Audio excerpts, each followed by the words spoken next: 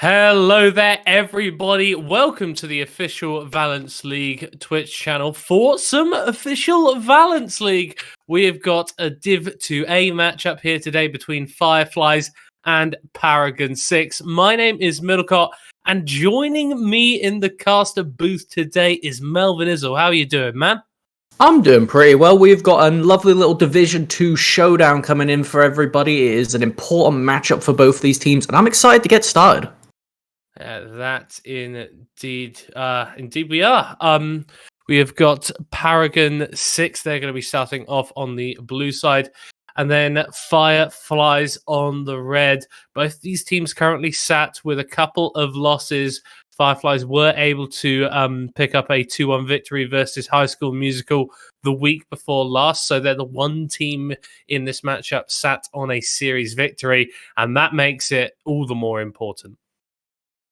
You want to be making your way up into that top 4, and when we have got so many contested picks between these teams, I think it's going to be a personal grudge match going down. Oh yeah, man! You just have to look. Gank Daddy and Xantroid both play a fair bit of the Warwick, which would be a very, very funky pick to come out, as well as some of these bruises in the top lane and Cho'Gath across multiple roles. So hopefully, when we get into Champion Select, we'll be seeing something a little bit spicy.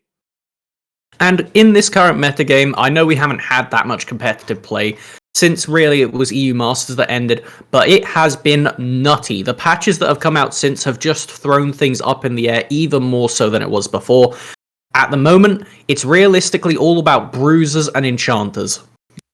Well, we will have to see where the priority is placed as we are now into Champion Select Paragon 6. Starting off on the blue side, FireFlies. On the red, we are getting through these bans. It's the Braum taken off the board nice and early, who I think is one of those champions that we have been seeing rising in priority from the support role. And the Ahri taken away from Helicon. They love to play this champion, but they're not going to get their hands on it this time around. Seraphine next to go. That is a shared support between both of them. The next highest one that they both share priority on is that Morgana, but I doubt that, and the Nautilus that I doubt we'll see in this first rotation. As we do get a Jinx coming through. A lot of targeted bot lane bans so far. Yeah, it does seem to be the place to be. It is actually we do actually have some fairly highly skilled bot lane sort of relative to Valence League in this matchup. So champions that can pop off in that bot lane, as well as enabling picks like the Xin Zhao and the Viego can be for AD carries at times. Makes sense that they're going that way in the pick and ban. We are now through to the first pick here. It will be the Thresh Hovered, very strong pick in the meta and a favourite of Hobo Lord Gaming. With Braum already banned out, it means it's really difficult to just take away that Aphelios, which is, I imagine, where they're looking to go. Jinx already gone, one of the best options with the Thresh. I am now curious to see, will they want to take it away for FireFlies on the red side, or will they just opt for something else? Morgana, solid counter pick into the Thresh, but what are they pairing it with? Yeah, they could just go for a blind pick jungle. Obviously, hasn't been locked in yet. The Xin Zhao is off the table. We might see that Warwick that we know that Xantroid can play very well. But of course, you could just lock in an AD carry here, try and handshake on that bot lane matchup. Zai is something that Detect plays a lot of, so I wouldn't be too surprised to see that here. But it is instead going to be the Amumu locked in. And with the Morgana already picked up, that would imply that this is going to be an Amumu in the jungle role. Potentially be, but it has to be said that those two champions can actually switch roles. Morgana Jungle was massive at MSI, is still playable at the moment, and Amumu support is equally as viable. So it's something we need to keep an eye on. Maybe we might get some shenanigans, as it looks like it'll be a very standard Ashe lock-in, though. Bit curious into the Morgana, is going to require a lot of skill to keep that one working. Oh, and I'm already seeing a lot of engage tools drafted here for Paragon 6. You got the Enchanted Crystal Owl along with a Thresh, and with this Jarvan lock-in as well for Gank Daddy, feels like they need a little bit more damage in their final two picks, but the setup is definitely there. When you're playing Amumu, it's really scary to have champions like the Jarvan that can push the ticket early. So the real question is, where can they find the aggression for FireFlies to try and balance that out? Because otherwise you risk your jungler getting chain invaded. I mean, we're looking at some decent wombo combo potential. Like, I'm just seeing, like, Ultimate's Curse of Sad Mummy, and then you've got the Featherstorm as well. There's potential there, but yes, you have to agree that losing out in your own jungle is something that Amumu does suffer from a lot. That's why the Syndra ban's a little bit interesting for me. This is a pick that can generate you a lot of priority. Maybe Poro Demon could have picked it up themselves so they can give Xantroid a little bit more safety, but it is something that Helicon is very proficient on as well. So opting for the sort of safer scenario, just taking it off the board. I imagine this will probably either be that the Blanc or the Orianna, Helicon's next two favourite picks. If you look at the Wombo combo, Orianna seems more likely to be the ban because you already have the Jarvan, so that's a nice little package bundle you could have there. And it really just raises the question for FireFlies, are they going to save their top laner for last pick, or will they give that privilege over to mid lane? Because I could easily see them going both ways. Both Incisor and Poro Demon have quite flexible champion pools. And that makes the Malzahar ban a little bit unexpected. I feel like you've already got enough pick if you are the side of Paragon 6. I'm not really sure about taking that one away. I feel like the Silas makes sense. There are a couple of good ultimates that you can steal away, and obviously it's something that Parademon likes to play, but it does mean that we're a little less clear on where everything is going. Yeah. A Blanc lock-in would make sense here.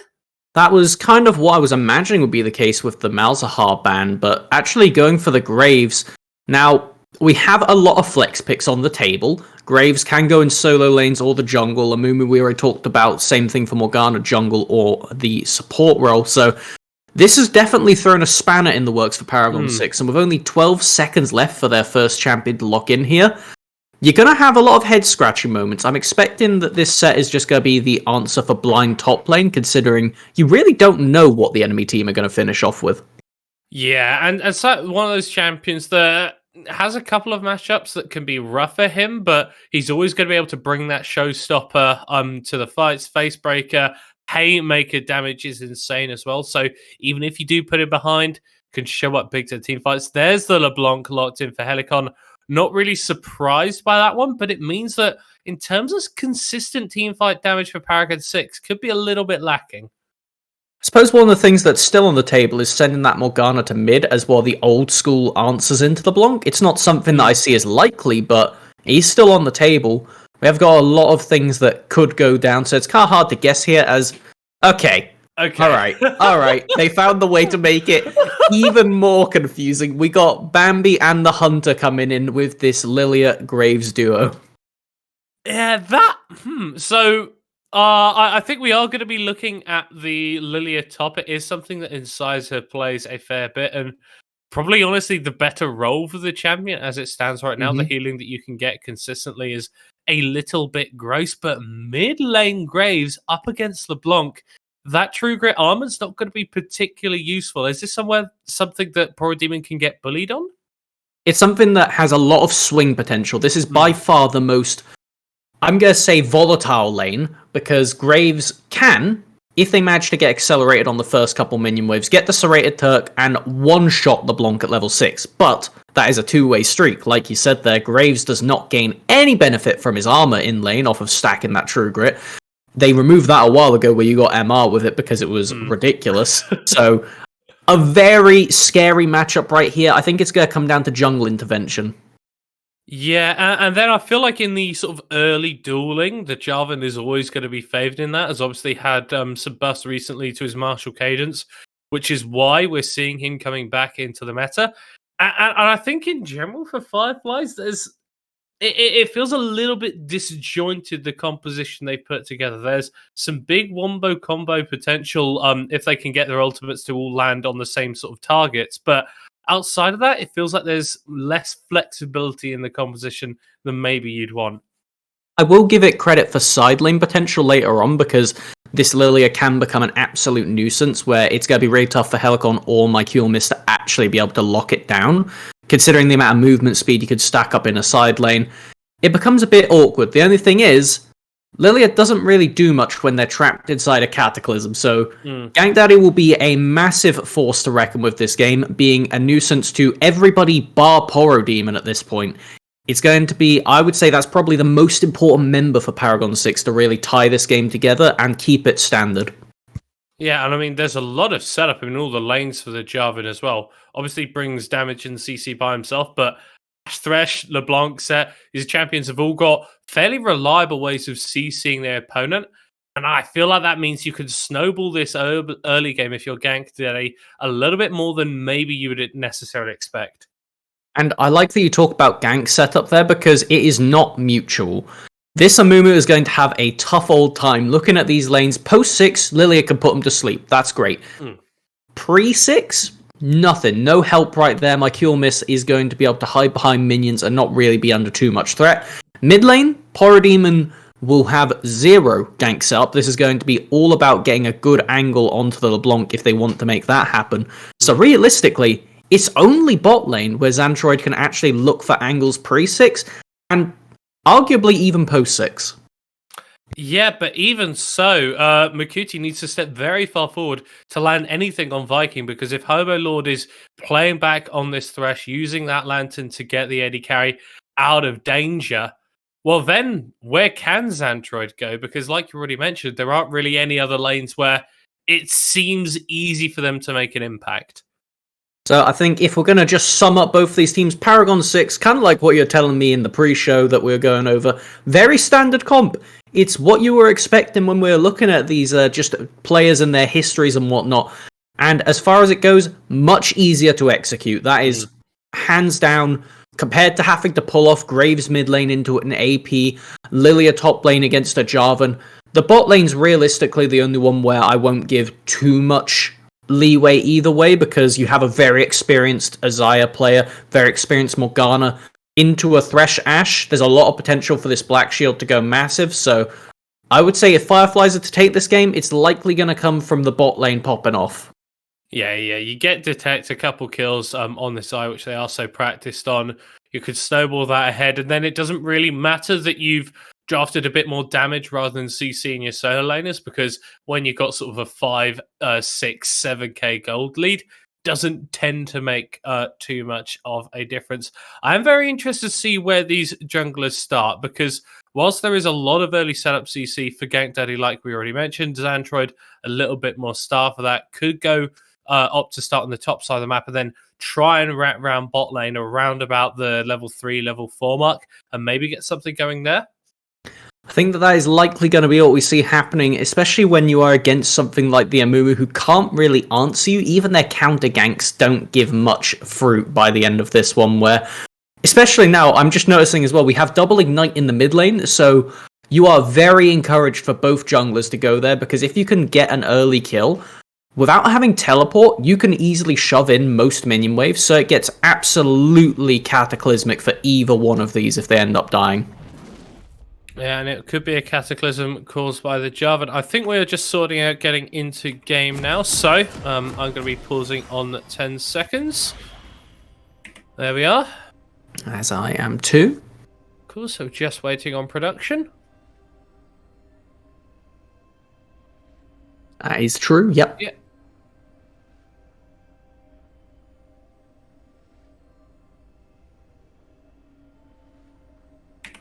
And we are on to the Rift for Paragon 6 on the blue side, facing up against FireFlies on the red.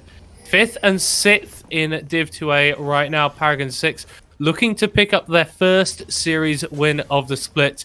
Grouping down for an invade in this bot lane, looking to get an early advantage.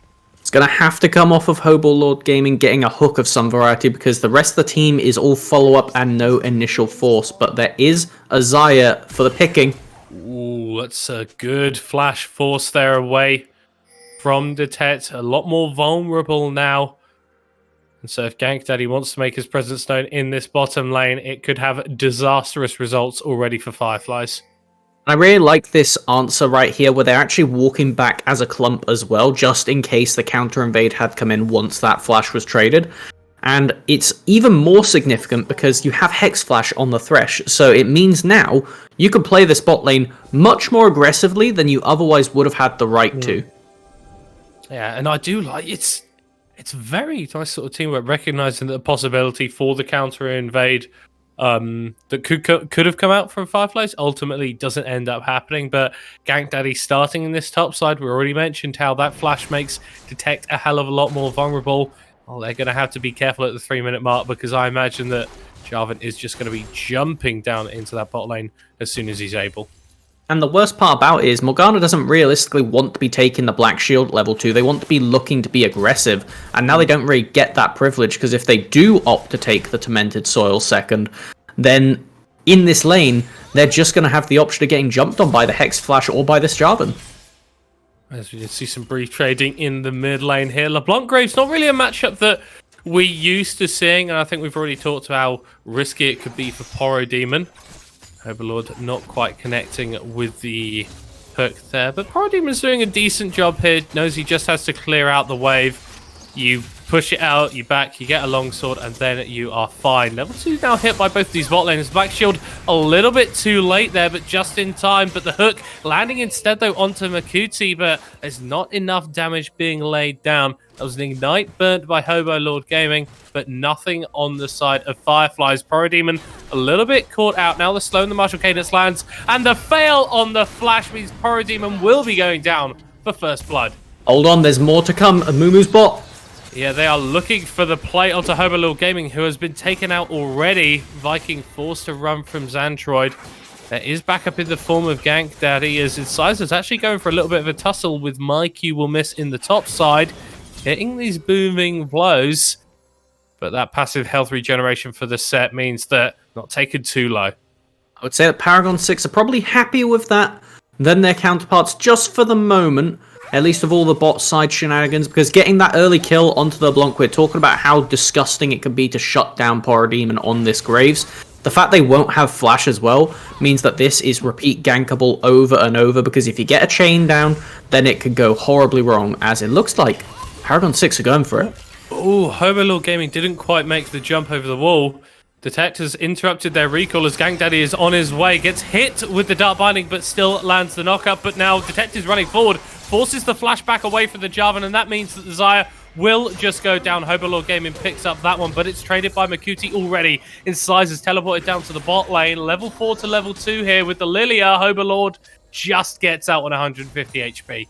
That base damage was absolutely insane when you have this much of a level lead, and the real issue is, though, because they invested that teleport on the bot side, My Q will miss was in an awful spot, but now they've been able to push out this top lane and realistically recover the lane, so I would say Paragon 6, once again, gonna be happy of how that one turns out.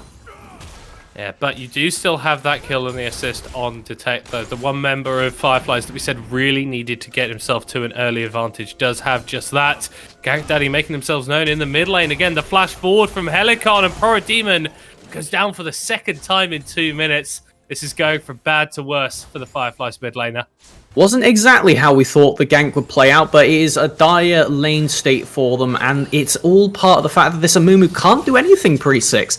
Post-6, you can argue you could burst out the LeBlanc in the 2v2, but before then, there's a reason we haven't seen Xantroid realistically on that mid lane, and that's because there's nothing for them to do here. If Blacken gets rooted up on the tower. And yeah, there is just, there's no impact that you can have currently on the Amumu. Gank Daddy has been all over the map, has picked himself up 3 assists at 5 minutes, which is honestly pretty insane for the Jarvan. And Xantroid hasn't even been able to extend a meaningful farm advantage, so is losing out and continuing to do so in the jungle. Game obviously not over yet, we're only just cresting over the 5-minute mark, but the fact that we have got a lot of snowballing coming out already from Paragon 6 is what they need to see. We could see even more here. Nice dodge away there on the Dark Binding, as here comes the flay out. Gank Daddy in the area, but doesn't want to commit with the flag and drag. Detective Makuti able to return a little bit of damage. It's the first gank that we've really seen from the Paragon 6 jungler that hasn't paid dividends. And that is a lot of invested time. You can see that Xantroid, while they haven't got a meaningful CS lead yet, their XP is currently over that level 5 mark. They will be making their way to 6. Jarvan will get it off of another camp for that level 5, but it at least extends the lead. Ooh, Helicon extending their lead in the mid lane as they're on a killing spree. Another death for Parademon. Now, I want to see Paragon 6 moving this LeBlanc around the map. It's all very well and good getting a lead in your lane, but we need to see this pick roaming. And considering that Parademon has picked up that cull, if they are ever given the opportunity, they will be able to just push this minion wave in very quickly and then take tower plates. Taking a look at the gold, actually, between the two of them right now, it is pretty noticeable. Oh, that's the flash roll from My Q will miss as they go down onto Incisor. Gets the Haymaker shield, but it's not enough. Lilia picks up the kill. That was very, very close. If the W had got off from set, that was definitely going to be a dead deer, but no, not allowed to get away with that one. As we will have the bot lane of FireFlies narrowly escape death as Helicon was making their way down there. Yeah, but this is a fairly clean play from Paragon 6, picking up this first Mountain Drake of the game. Xantroid not taking it lying down, will rob away this blue buff and the Gromp. So gold trade going slightly in favor of FireFlies, but those extra resistances got to feel a little bit better for P6. The little awkward part about where Xantroid is, though, is normally you'd want to go up to top lane and gank it straight away after this. But against Set, you don't really kill them in the long lane without Lilia ult, so it's going to be a kind of an awkward spot. It looks like they will try and force it, though, so this is going to be really important to watch, because if they can get this to go off and work to plan, then it is going to change the tempo of the game a little bit. Yeah, but Gank Daddy is making his way up there. Helicon, the chain's connecting onto Parademon as it's a 2v1 in the top lane. My Q will miss, does land the Facebreaker and the stun, but they're just taking too low too fast. That Haymaker shield not going to save your life as Incisor picks up another kill. Most importantly, Xantroid did not invest the Curse of the Sad Mummy. They managed to get away with that one and can potentially use it to lock up this LeBlanc on mid lane. Adds a bit more threat and relieves the pressure on Parademon. Detect with a nice route onto Viking here. This bot lane's continuing to go well for FireFlies. It feels like the side lanes are really where they're getting a lot of their power. They need to plug up this hole in the mid lane soon enough, otherwise they could be running into some real dangers. If you give it time, Graves gets ridiculous. The fact that they can itemize into things like the Hex Drinker as well means that if they realistically wanted to go defensive, which I don't think they need to, they will be a nuisance for Helicon in the side lane later. Oh, this is a nuisance for Helicon. The flash bandage toss into the Curse of the Sad Mummy. It's a shutdown going over to Makuti. Not the desired target, but nicely done from Xantroid to take advantage when they knew LeBlanc did not have another dash away. Narrow window on the flash here. Oh, Detect might be getting caught out here. Still only level 5, doesn't have the ultimate, but flashes away from the Enchanted Crystal Arrow Blade. Does connect. Overlord gets rooted up as well, though. Multiple members making their way down to the bot lane as the root under tower onto Gank Daddy. And Xantroid is in the area. Somehow lands the bandage toss. And that means that it's going to be a cataclysmic end for the Jarvan as Makuti is on a killing spree. Overlord Gaming very, very low as well. 100 HP on the Thresh. There comes the Featherstorm as Xantroid trying to go forward, but they'll get both kills in the end as Makuti continues on his rampage, and Detect gets one for good measure as well. We were impressed by Gank Daddy's early priority, but Xantroid has flipped the script very quickly and has come out with 6 assists in the space of 3 minutes. Absolutely bonkers performance from him so far, and is really going to show that Amumu can do it too. This isn't just an early jungler's game. Well done to the old man in the jungle. Well, I mean, old man in the jungle, this game is still pretty young. Only 10 minutes and we're already seeing a 3,000 gold lead from FireFlies, even considering that little bit of early pressure that they were under. They have responded well, and now they are in the ascendancy. They're not ahead on objectives, though, as I believe the Rift Herald did actually go over to them, so can pop that down fairly soon, grab some more gold. Parademon is actually having a little bit more fun in this lane than he was a few minutes ago. It can swing very quickly with just the fact that they've managed to pick up farm. The gold is not that drastic between them, and when you have winning side lanes, Helicon's kind of getting stretched thin here. They are being forced to stay in this lane just to catch up on the farm, but they want to be helping out, going to this good setup of the Set and the Ashe. Oh, that's a lot of damage traded over, and they're just taken down, and that's a disaster for Paragon 6 as they're trying to make it a cataclysmic end for Incisor in the top lane. But it's not going to happen as they both fall asleep. It needs to be said, though, the 2 members with shutdowns right now on FireFlies are the people who get absolutely murdered by Cataclysm. So, when Gank Daddy has that cooldown up available, we need to keep her out. But it's a Rift Herald just getting shut down with realistically no way to stop it here. Yeah, there isn't a TP response available for my Q will miss. Helicon is just coming out of base as well, so this is going to be 4 plates and the first tower gold going over. You'd have to filter FireFlies. Whilst showing it on the support and the jungler isn't ideal, there's still a little bit more gold onto this side, which is where you need it. Looks like they're actually going to back off here because of how long it's going to take to kill, deciding not to overextend. Very good considering that this squishy Morgana is worth a lot of money to hand over. They may have the stopwatch, but that does not keep them safe against the Cataclysm to come. So if you are Paragon 6 right now and you're in actually a fairly sizable hole at this point, what should you be looking to do to try and get yourselves back in this game? I want to see a flanking teleport ward and then just playing safe bot lane until Mike Eukamis can come in from behind, because at that point it's a bit too much CC for FireFlies to be able to mitigate, because it's only going to be this next Dragon of an Ocean, not the most drastic thing in the world, but if you don't do something soon, these side lanes are just going to bleed out. Yeah, and I mean, you've already picked up that first Mountain Drake for yourself, so it's not like this is going to snowball into a win condition anytime soon for Fireflies. There's a big trade back onto Helicon here, as who's forced to flash away. Incisor gets jumped on in the top lane. Haymaker in the face. The slow doesn't quite connect, neither does the speed up, as my Q will miss.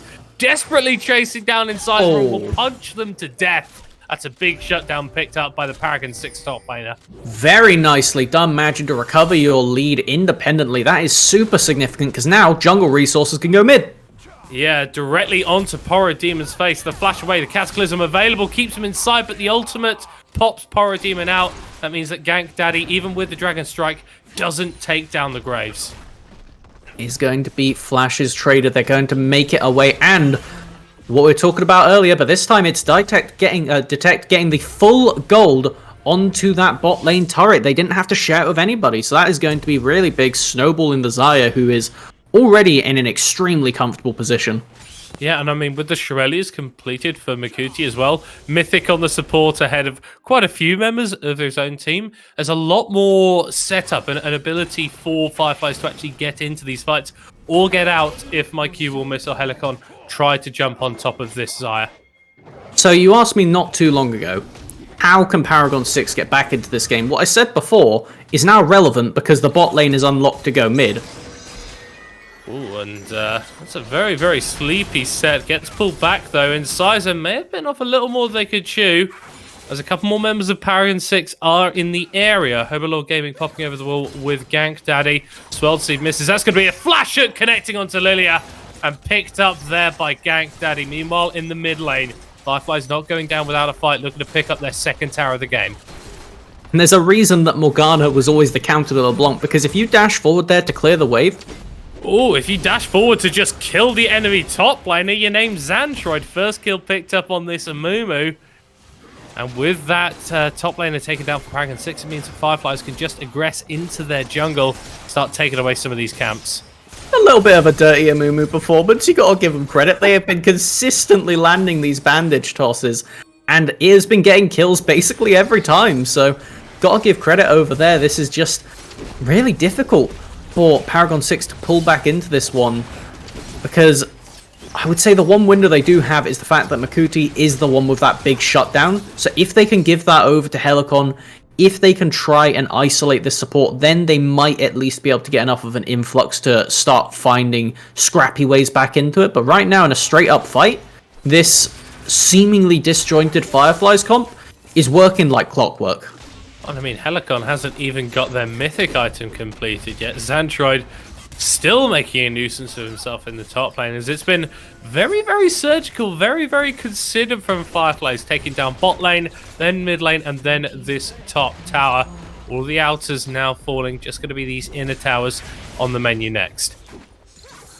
We were talking about earlier how dire it was for Porodemon when they were 0-3 in lane, getting constantly focused out.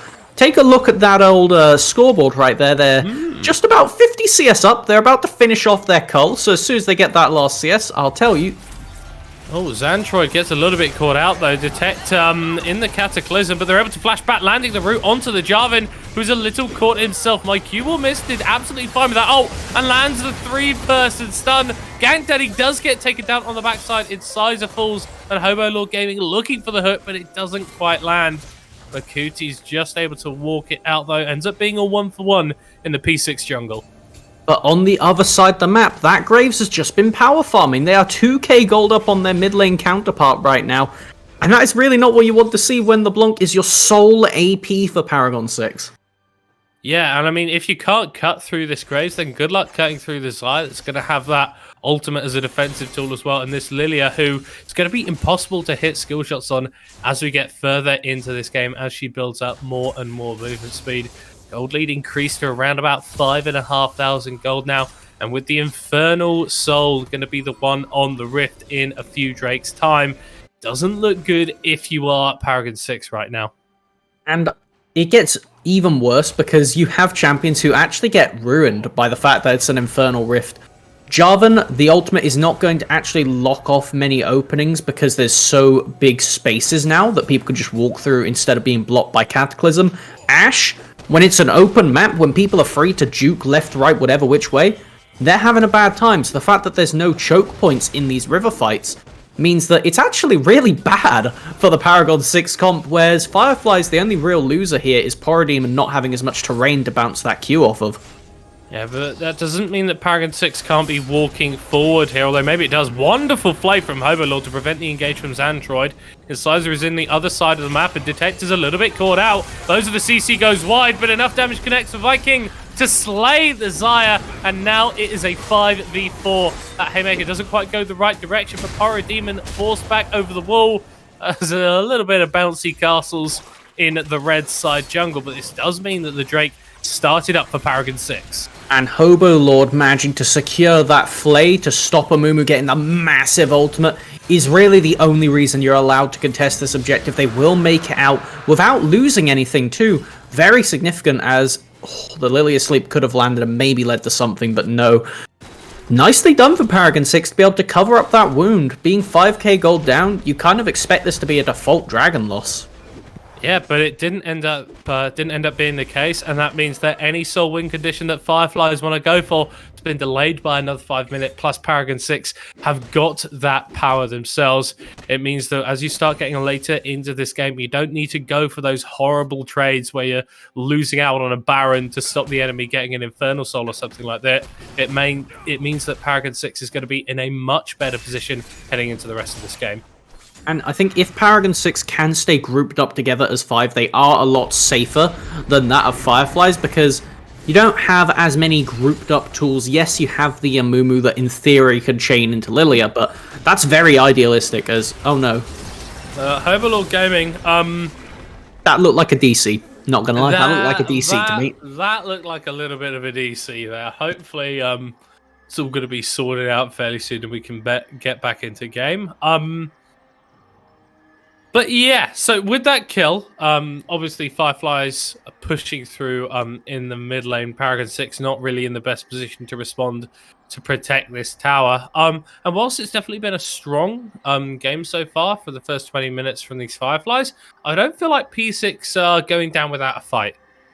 They're not out of it. They have a lot of scrappy options, but their individual champions will get outscaled one by one. Is just the fact of straight up each member of the FireFly squad can offer more in of themselves.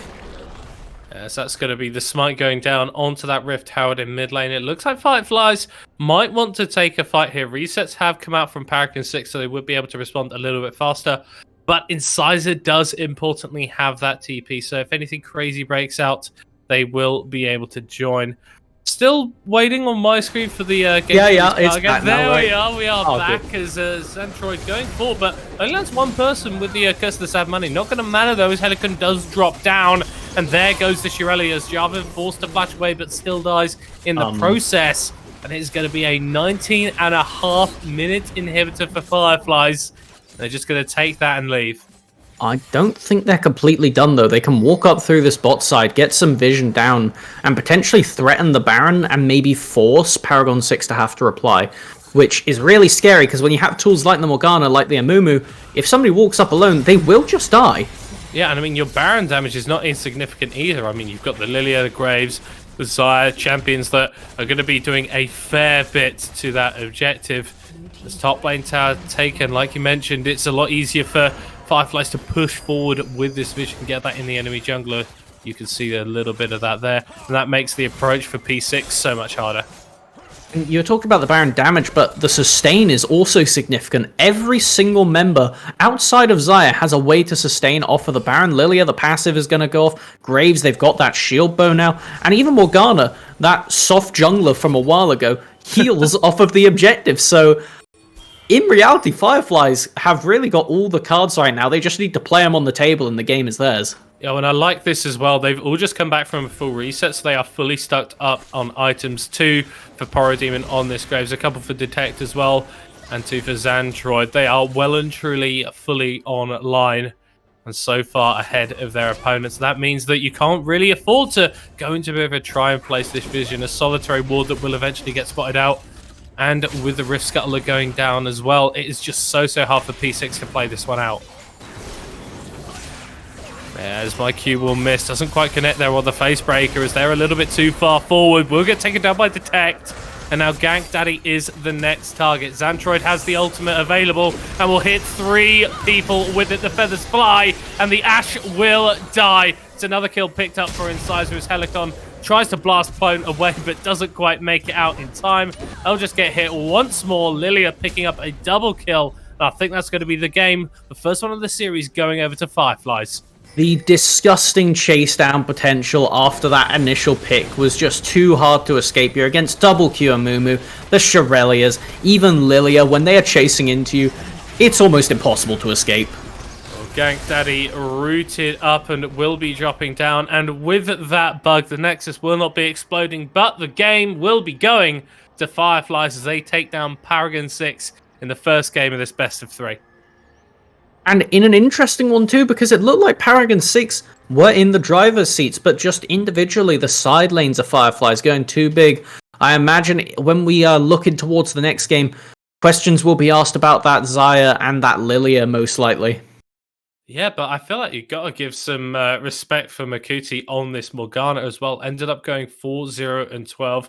Huge kill participation out of that player. And Xantroid as well on the Amumu. Didn't do much for the first 5 minutes, but after that, he was just absolutely everywhere, setting up kills for his teams and really helping them snowball this win.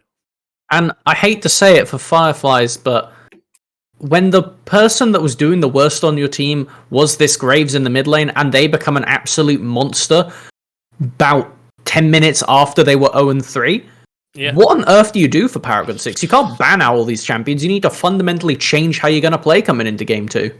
Well, we'll have to see if they can do just that, as we are going to be heading to a short break. Join us in a few minutes' time to see if Paragon 6 can make the comeback or FireFlies can dispatch them in a swift 2-0. We'll see you after the break.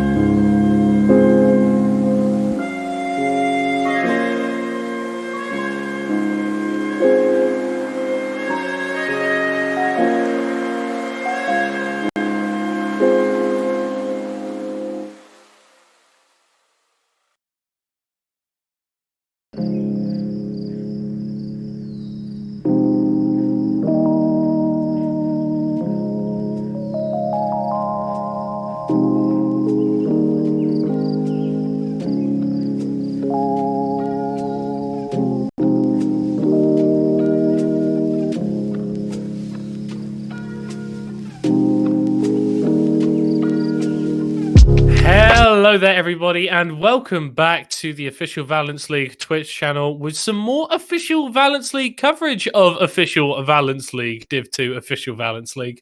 We have got FireFlies facing off against Paragon 6. Game 1 went over to the FireFlies. My name is Mildecart. I was watching that game alongside Melvin Izzle. What was your real takeaway from that one, Callum? My main take of the official Valence League game was probably going to be that FireFlies just one off of side lanes, and realistically, there wasn't too much more to it for Paragon 6. They weren't able to carry their mid lane lead to the sides, and it just meant that it was inevitability that FireFlies were going to come out on top. Yeah, because I mean, Helicon was getting a couple of solo kills onto Poro Demon, but the Greys was just able to farm up. I think we saw at one point a 60 CS lead or something similar. So even with that strong point, Paragon 6 weren't really able to push it any further and get a lead going for themselves. We are now into the champion select. Melvin Izzle, there are a couple of picks from last game that you want to see taken off the table? I would say that potentially this Xayah is one that we need to keep an eye on to see if they want to get rid of it. But there is the Amumu. We're about to get onto that one of Xantroid was a monster on this thing. As soon as they hit level 6, they went from no presence to 006 in about 3 minutes flat. They were a monster on the map, and it makes sense why you would get rid of their Amumu. Absolutely. FireFlies opting, though, for the same bans as in the first game, I believe. Happy with their draft and happy that anything that Paragon 6 are going to be throwing at them, they can comfortably deal with. Now, with this last ban going to come through just in a second for Paragon 6, it will be that grave, so Helicon won't need to deal with that one anymore. What do FireFlies want to be picking up here in their first rotation? I imagine that it is going to be one of those jungle OPs. I believe the Xin Zhao was the one that was swapped out for the Amumu, actually, so it makes sense why they would just default to that one straight away. And now it raises the question about that LeBlanc again, where Poro Demon could take it themselves now that the Graves counter pick is gone. So I'm not going to say forces Paragon 6 to consider it here, but it definitely heavily makes you want to lock it in now, because otherwise, Xin Zhao LeBlanc is a very scary jungle mid duo that not many champions can survive against, let alone handle. Yeah, but then you're being forced to sort of blind pick your mid laner on blue side, which always feels a little bit rough. I think the Braum Jarvan, a little bit safer, a little bit more standard. Braum doesn't really get countered too hard in the bot lane by anything. And Jarvan can match Xin Zhao a lot of the times in what he wants to do. Only one of the champions that can counter the Braum, and that is Taric. I'm curious to see if Makuti might want to pull this one out. It looks like they're not going to default to it, but they are an insane Taric player. So it was something that was... Yes! Lovely, thank you. Okay. They have got hundreds of games on this champion, and it is a cracked matchup. I'm curious to see what Detect is going to take to pair with it. They could just go back to their Xayah, but they've got things like the Kai'Sa, the Tristana, more aggressive options. Or... I've just listed 3 champions. They could just wait the second rotation and lock in a mid. Oh, absolutely. I feel like you've got so much freedom here if you're FireFlies. Or you could just go back to that Lilia. Was pretty brutal in Slicer's hand in the previous game. My Q will miss. Probably won't going to want to take the set into that one because they got bullied hard in the matchup. And now you're in a bit of a rough spot if you're Paragon 6 because they've kind of subverted your expectations now where...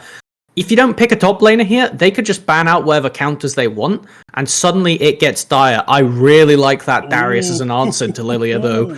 Similar ranges and the ability to just apply a massive slow with that cripple onto the Lilia means that I feel like we're getting some venison for dinner in the top lane.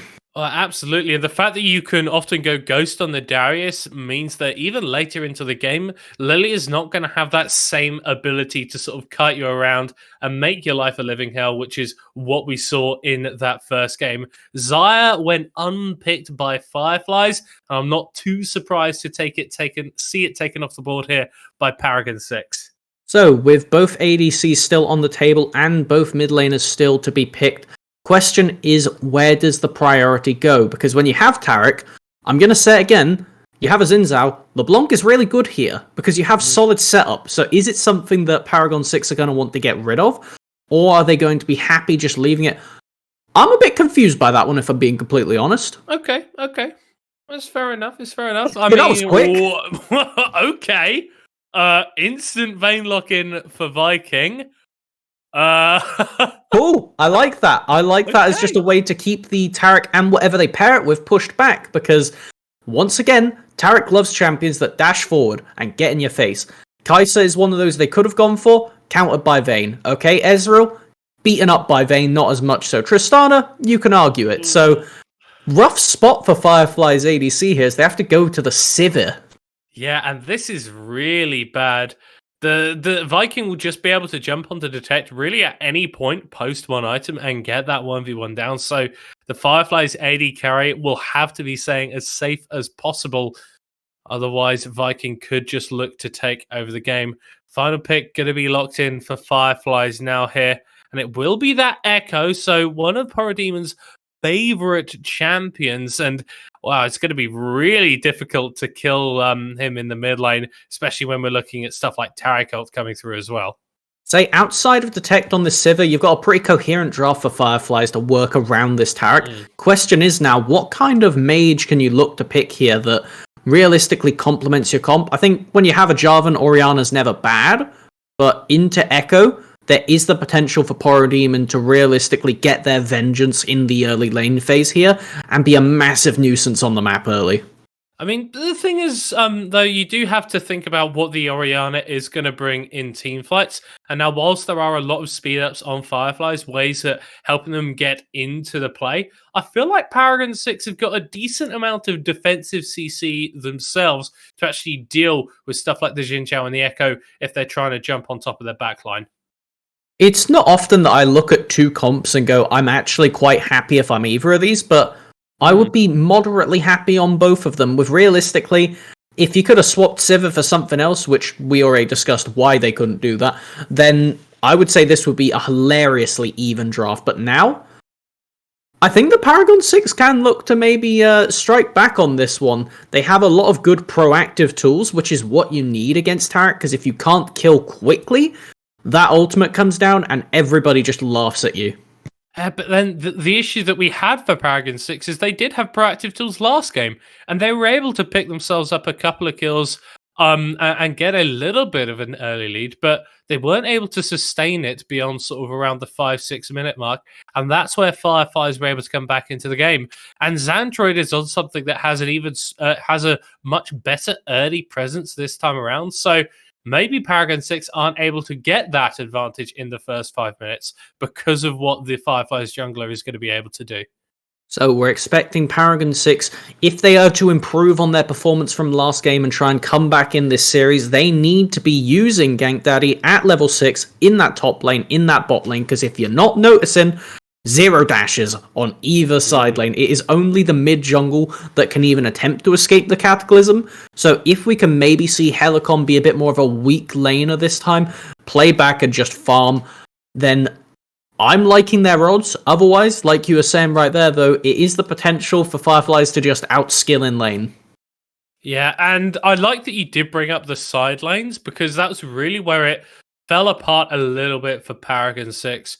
We saw Detect Xayah getting really far ahead. Incisor on the Lilia, who's reprising this time around, getting really far ahead.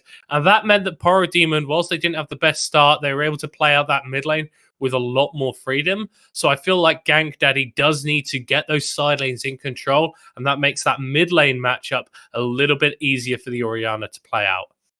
And talking about some of these specific matchups, I really want to just focus in on this top lane one, because if we see Incisor get a massive lead, just HP-wise, pre-level 2, then they will be able to play out this lane pretty confidently. But if they are not poking non-stop with this Lilia on every single Q for the first 2 minion waves, then my Q will miss once they have 3 abilities. Absolutely impossible for Lilia to walk up. If they go for the Ghost, which we'll see once we start loading in, then, like you were talking about earlier, this is just solo kill City, because Lilia, if they do not get to ramp up, does nothing in lane.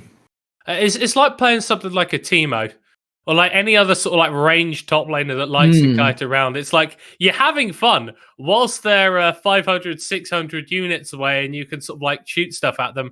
As soon as they get like directly on top of you, becomes a lot less enjoyable, hypothetically, if you were Incisor. So I do agree with you. That's going to be a very interesting place to see how it plays out. I think the bot lane as well, we've already talked about how Viking can have strong 1v1 potential onto Detect on the Sivir, but Cosmic, is it Cosmic Radiance? Cosmic That's Radiance. It's just such an impactful ability, and even if a fight looks like it's going in favor of Paragon 6, could turn around so quickly once that ability is triggered.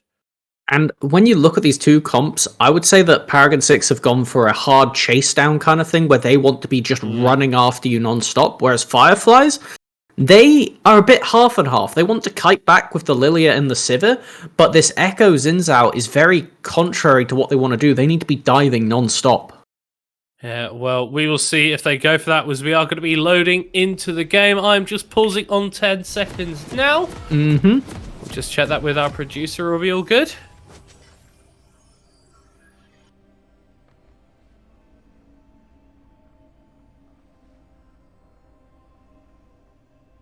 And we are on to the Rift, ladies, gentlemen, and everyone else, for Game 2 in this best-of-3 series between FireFlies and Paragon 6. FireFlies 1-0 up on the blue side. Paragon 6 looking to equalize the series on the red. Doesn't look like we're going to be getting any shenanigans at the level 1. Just a fan start for both rosters. So there's two things I realistically want to talk about that we didn't know earlier. First of all, it's Ignite. Secondly, it's Ignite. Mid lane, Parademon taking this one. A lot of solo kill potential, but it means if they get focused out, once again, we might see them slip away their early game. Same thing for top lane. That's an Ignite on Darius, not the Ghost we were portending. So do we think this is a little bit of a misstep from my Q or miss? Or is this going to offer a bit more kill potential, maybe at a couple of the lower levels than something like the Ghost would?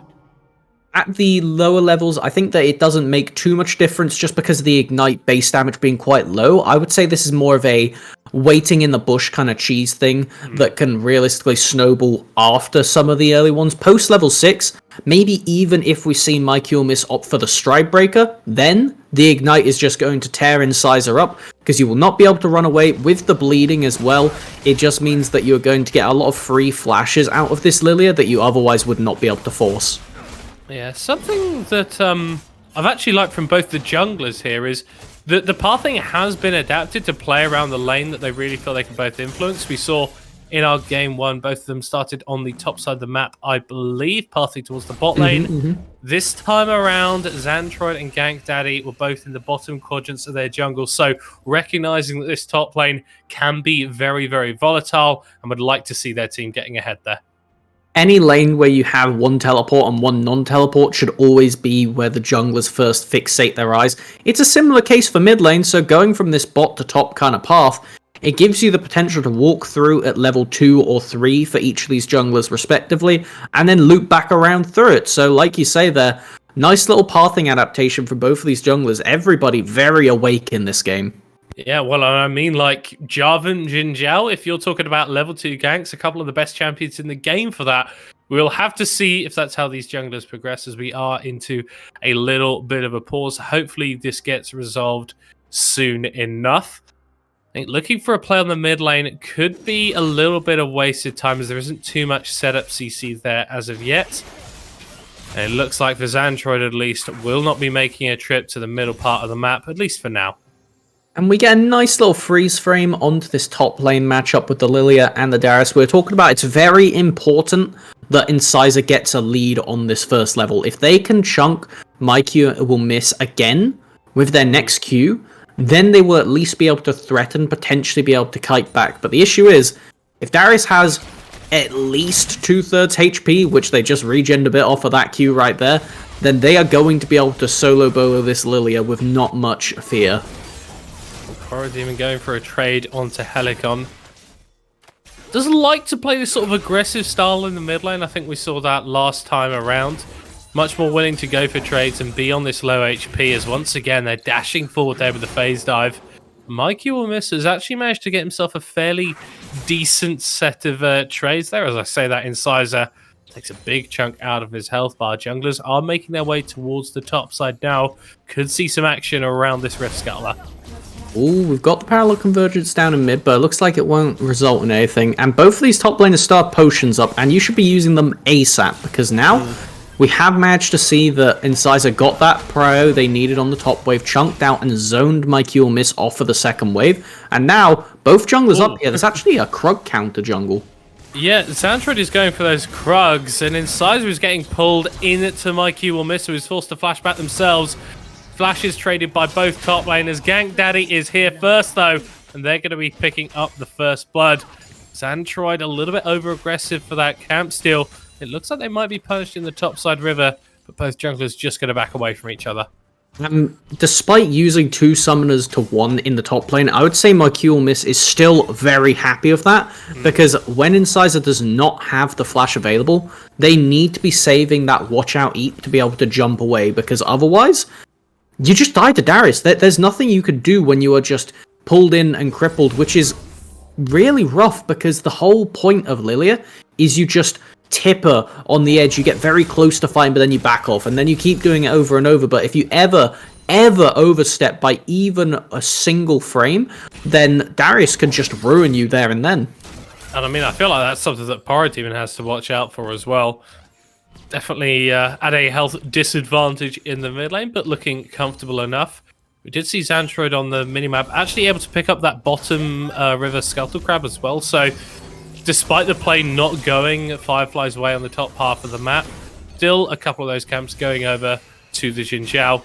Might be looking to grab something in the mid lane, but Paragon was able to extract themselves from the situation just enough time. Nice one from Detect there, managing to spell shield the stun. Actually stops that trade going quite poorly, especially when you have Gank Daddy down here on the Jarvan. This is the card time where Viking doing a nice job of just leveraging that early power Vayne has on these levels 1 to 3, especially when paired with a 4-hit passive on the Brom. The potential to just instantly blow someone up is insane between these two. I mean, so it does look like Detect went for a little bit of a cheater recall, which would explain that disparity in terms of CS a little bit. But it does mean that the level advantage and the XP is going in favor of Viking and Hobo Lord. So once they hit that level 6 mark, the Sivir Taric are going to have to be very careful, because it feels like they can just jump on you so easily. And then the question becomes, where will the junglers be? Because if Gank Daddy is down here on the Jarvan, then there's realistically nothing you can do. You get cataclysmed and run down after it. Oh, so we might be looking at potential engage in the bot side here. Detect taking a lot of damage as the flash follow. The ignite dropped as well. Exhaust on the Viking means they can't quite get the chase off. But here comes Gank Daddy. Makuti forced to flashback as well. It's a lot of summoners burnt on both sides, but no kills going down in the bot lane. Top lane might be a different story, though, as my Q will miss is caught out, doesn't have access to the ultimate, can apprehend a couple people, decimates their health bars, but it will be the Darius getting decimated himself as Incisor picks up their first kill of the game. Phase Rush allowing Helicon to escape from that one right there. Could have been a counter-attack on mid, but now we do have the Dragon being secured on the other side of the map to try and compensate for the fact that that aggression was put into the top lane. So, got a little bit of skirmishing happening, a lot of summoners used most importantly, that once again gives both of these junglers some solid avenues to attack. I mean, yeah, look at that bot lane, no summoners at all. Hobo Lord Gaming might be a little bit caught here. He's actually walking back on Paragon, who does use that ultimate to gain the health back, will pick up the kill, but the phase dive isn't going to be enough to save him, although it might be, as Gank Daddy not quite in range, but the Dragon Strike is true, and he picks himself up his second kill of the game. Both of the summoners down from Echo will be a counter kill onto the support, but the real question is what happens with the minion waves, because if Helicon can shove this in quickly, then it's going to be really good for them. But by the looks of it, with that siege minion coming in, Parademon won't be punished too hard for this, so they're going to be alright with how that went. Getting the initial snowball onto Echo is far more important than getting any kind of acceleration onto the Orianna or the Jarvan. And again, after the early game, sort of 7 minutes time, it is Paragon 6 that have got themselves a slight advantage. We have been here before in our previous game, but ultimately FireFlies were able to turn it around in the mid game and snowball to what ended up being quite a dominant victory. Paragon 6 looking for times to change though as the Cataclysm comes down from Gank Daddy, and there is nowhere for Detect and Makuti to go. No flashes available. Gank Daddy just about surviving as it's going to be a second kill going over to Viking on the Vayne. Huzzah, they figured out to go to side lane with Jarvan against champions that can't dash, and how beautifully it went, that combo of the Condemn inside the cage. Like you said, there was no counterplay. The only way that that can possibly go wrong is if Gank Daddy dies there, and even then, you're getting a 2-for-1, Vayne gets the push in the wave. Ooh. Sizer might be going for this though. Watch out, watch out, your health bar's gone, my QMS. Another kill for Incisor. And it is not going well once again in the top lane for Paragon 6. I'm very curious to see if my QMS has actually gone for potentially magical footwear, because the fact that they haven't gone for these early boots is really starting to pain them. Not having that extra movement speed advantage means that you can't actually get away from Lilia when she goes for aggressive trades like that. And it's going to get even worse by the fact that you have the Sorcerer's Shoes picked up now for this deer. Yeah, that's it's going to be a lot of damage, a lot of kiting. It's not the magical footwear, unfortunately, for my QoS. I believe they've gone Transcendence secondary. Okay. Paragon is quite far up in the mid lane, does get jumped onto, but is able to chrono break back, takes a tower shot for his troubles, and will be going down. Gank Daddy with another kill, 3-0-2 on the Jarvan. And at this point in the previous game, the thing that really turned around and started bringing it back for the Fireflies was Xantroid on this. It was the Amumu last game, but on this Zinzao is what needs to change if they are to try and snowball themselves back into it, because this time, you don't have the bot lane prio. Your top lane, yeah, it's winning in theory. It's doing well in isolation, but later on, Lilia's going to have a really scary time playing out team fights against a Vayne who can also play the kiting around game, and Orianna who buys so much space for zoning, and then the rest of them. It's just a very awkward game for Incisor to try and carry here, so it needs to be a lot more pressure put down to this bottom lane, or accelerating Parademon to the point where Vayne just isn't allowed to play. Well, it might be getting very rough for Incisor. Flash was available for my QMS as Xantroid is diving forward onto Helicon. Will flash forward themselves, but isn't in range to quite get that last auto attack just in time. The flashback from Helicon to keep themselves alive, but I think you'll be taking that trade if you're the Fireflies jungler. And with that flash trade, it means that now Parademon should be able to play a bit more aggressive with that Ignite in tow. And with the teleport likely going to be forced out from Helicon here, yet we have it down into mid now. If they manage to get a repeat gank or can just use that pressure to go to the side lanes, then Fireflies may be able to pull that one back, have already got themselves a good lead. Oh, nice pull there from MyQ will miss as they do get the level up, but Incisor could just kite them around so effectively. That flash is going to do nothing as the Decimate doesn't connect. The Swirl Seed does. One more hit will do it, and it's a killing spree for the Lilia. And the flash away, you can't escape Lilia. Unless you're going over a wall, there's really nothing you can do. And you could see it at the start of that play, Incisor was 2 levels up. MyQ will miss leveled up to 8 in the middle of that, but it is just these base stats now that make it so unplayable for the Darius without intervention from their team. Yeah, I feel like those base stats are going to get something else thrown on top of them. Already got the Lost Chapter and the Fiendish Codex for Incisor. Working towards that, Leandri's at an accelerated rate as Parademon is caught out here. Does manage to ult himself back, but he is right inside the Cataclysm, and that parallel convergence is not in time. Gank Daddy continues his rampage across the rift. Middlecourt, is that a familiar play to you? Because I feel like I saw that all but 2 minutes ago, give or take. It is just Cataclysm off cooldown ganking, and this is what you need to see. Gank Daddy finally getting that proactivity into the mid game. Ooh. Xandroid, you don't have flash, buddy. You are going to be going down, and it's another kill onto Viking. That is where you don't want the goal to be going if you're Fireflies. I can't say that you're going to be happy with that one. They were clearly just going for the flip on the smite, knowing that this will be your life one way or the other, but now you're outnumbered in the bottom lane. They have a Rift Herald. This is deja vu, but it was flipped last time. Yeah, deja vu, but different. I don't know the word for that. There probably is one. As Shelly goes tumbling into that bottom lane tower. Doesn't look like Paragon 6 are going to be going for the dive, though. They've got themselves a comfortable advantage at the 12-minute mark. I don't think they want to be doing anything stupid to throw that away. This game is, I'm going to say, reminiscent of last time, but I have a lot more confidence in Paragon 6 now. Oh, as Paragon has gone very far forward there, doesn't have the flash available. The ult is popped there as Gank Daddy is unstoppable. And Xantroid, you're in a 1v2, buddy, and you're down 2 levels on the enemy jungler. You are not winning that one out. It's been a little bit of a diffy in the jiffy this game, Melvin Izzle. This is just the fact that they didn't have that Amumu. They haven't been able to just pop off Xantroid. Really did turn that game around for the entire early portion of it. Gank Daddy was insane on the Jarvan last time, and nothing changing this time around. Oh, Incisor going for the aggressive play once again. My Q will miss just isn't allowed to play top lane anymore. The Swirl Seed goes a little bit wide. But this is the real strong side of the map. This is where FireFlies have got their lead. How can Incisor leverage it and try and save the rest of the map? Well, I hate to say it, but we saw a similar game state last time where it was 2 winning lanes versus 1, and the 1 winning lane lost. I think that it's really tough for Incisor to actually do anything in teamfights or in scraps, so short of a flash 5-person sleep, I think that has to be just off of side lane pressure, but it's so difficult to pressure a side lane when there's a Jarvan. As soon as Incisor's flash is down, this game becomes nearly unplayable for FireFlies. So I think it needs to be just trying to get as much resources as you can onto Paragon so they can force a team fight with Makuti getting a big ultimate. Oh, Helicon that loves going for these shotwaves consistently has the Leandries now, so that burn damage can cut through Paragon's health bar with ease.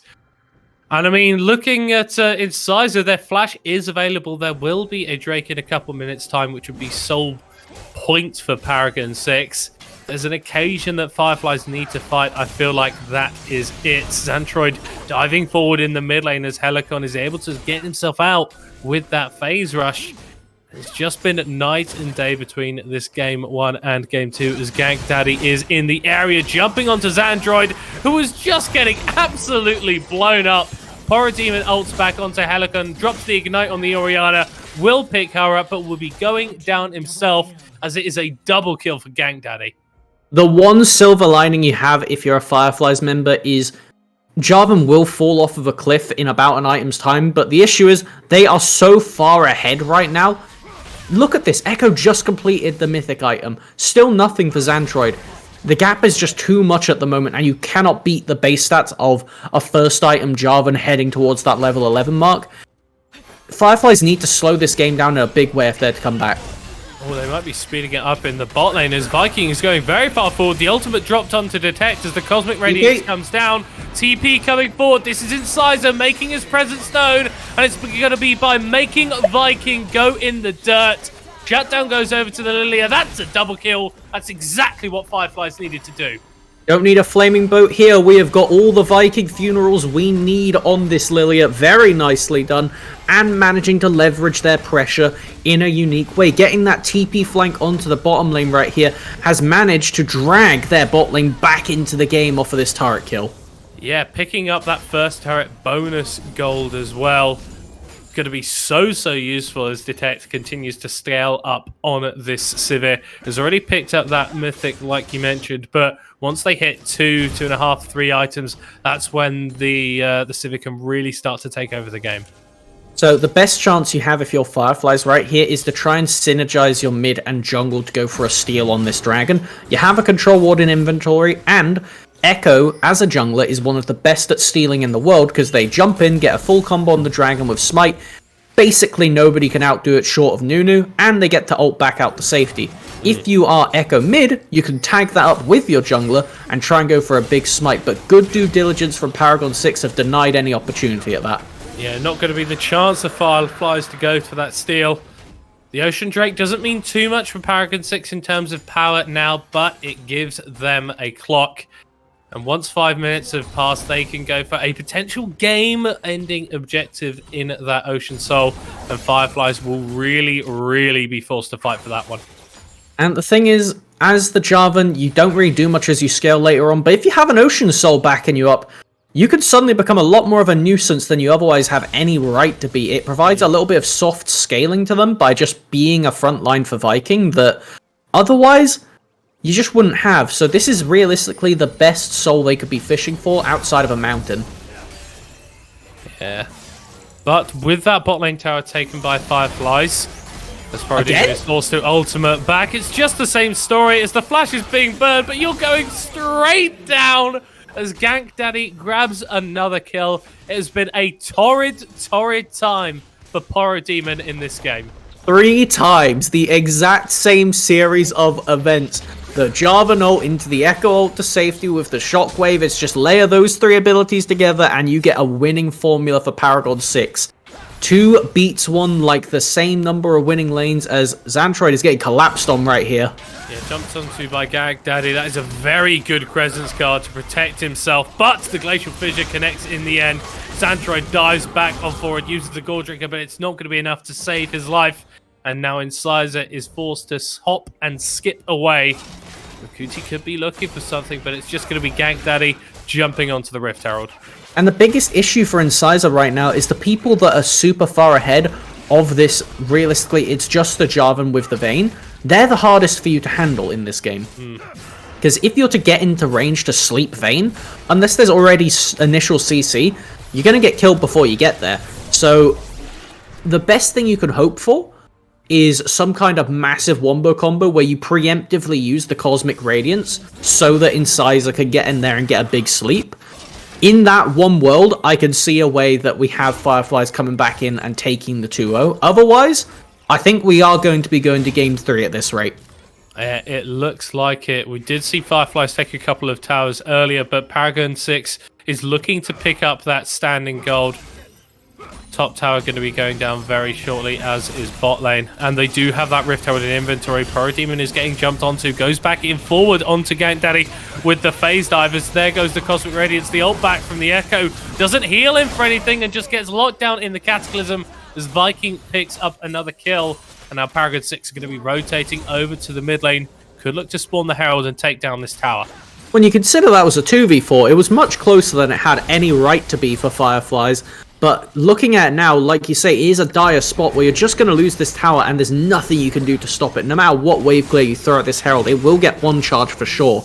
Question is, can they stop it getting to the second one? No smite available. I think it may get the second. It might just do it, as that is going to be a 3-person sleep coming out from Incisor. They're not quite able to get in as far as they like. Helicon flashes back. Low health bars on Paragon 6, but a huge shockwave to save their retreat. Like Huel Mist goes back in, but will be going down. Have they baited themselves in? Xantroid doesn't get out of there alive as the shutdown goes over to Incisor, but Viking is continuing to kite this one away. It's a shutdown for the Vayne. It's another one going over. Triple kill for Viking as he turns around the fight. Insane gold influxes onto this Lilia and Vayne right now. Parademon is lurking. They may be able to kill Helicon, but it is going to be close, as now you have both of these carries just walking down mid. Oh, Condemn comes out from Viking, so the stun doesn't land. Parademon just running back there as the mid lane tower is destroyed. Paragon 6, it was looking very, very dicey for a bit there, but they still stand on that 4k gold lead, and in 50 seconds time, they're going to have a chance at Ocean Soul. The 3 highest gold members of this game are Viking at number 1, going over to 9.9k, followed by Incisor at 9.5 and Gank Daddy at 9.2. It is absolutely a 2 versus 1. I don't know why that's becoming the ongoing narrative of the series, but it realistically is. And so far, the 2 is going very nicely for Paragon 6. This Jarvan has bought so much space in the early game that has allowed Viking to just scale up 2 items, Wit's End plus Immortal Shield Bow. You saw it in that fight. It was so impossible for Incisor to actually handle this Vayne. Yeah, and it's going to be even more difficult because there is so much healing right now for Paragon 6 as Xantroid wishes he had a bit of healing. Jumped onto, pops the Crescent Guard himself. That's a big stun coming out from the Dazzle. But Gank Daddy's diving onto the backline but doesn't really have the support yet. Shockwave is massive once again as it's a double going over to Viking. And this is how Paragon 6 win. It's a quadra kill for Viking. Can he get the penta? You goddamn know he can! Penta kill for Viking. Absolutely insane. They're going to be able to walk it down mid, secure the Ocean Soul, and I would say that is the end of the game in all but Nexus. With the Baron still available, a hyper-fed Vayne, and we're calling it a 2v1. Helicon has landed some insane shockwaves to come back in these fights. In the previous one, the chase down, it was only the shockwave that bought space for Viking. This time, getting another 4-person shockwave over the wall. This is such a return to form from the LeBlanc game they had last time around. This Orianna has been nuts. Yeah, absolutely ridiculous. Doesn't have the kills to show for it, but 19 kill participation. Been a sterling performance from them. Now, Ocean Drake in your back pocket. Baron buff as well. A 7k gold lead. Paragon 6 are right set up to take this game. They just need to knock down the Nexus. Just going to be a smooth sailing way to victory. I don't see many ways that you can come back from FireFlies. Most importantly, because Incisor doesn't have flash. I think this is a good answer though. Try and get a pick on the side so you can take an unfair fight mid. This is how Mad Lions actually ended up winning Europe in the LEC, is just by taking unfair fights over and over and leveraging a numbers lead. But it looks like Paragon 6 will not give them the chance and actually back their Darius off. Yeah, the issue is though, you do need to get something with this Baron buff, because whilst it's all very well and good taking down the that objective, if you're not able to open up this base, then that's just giving more time for this Sivir, more time for this Echo to scale up into those late game monsters that we know these champions can be. It's very far off for FireFlies right now, but it does remain a possibility. Incisor are a little bit caught out here, although maybe they're doing the catch-in. The ultimate from MyQ will miss, going through the sleep, and ends up picks them a solo kill. Absolutely disgusting, and when your Lilia cannot leverage their lead in the side lane, this is when it starts to get dire, and it is all on that stride breaker. As soon as MyQ mispicked that one up, it doesn't matter, you can't miscue if they are broken legged. There's 4 legs to break on Lilia, it's even more impactful. Yeah, definitely doing horrible, horrible things to Bambi's mum. I don't know how the canon works with Lilia, but I'm assuming she's an actual deer. Probably. I'm not going to look it up at this point. The lore gets jumbled around enough times that I'm not going to pretend that I know anything anymore.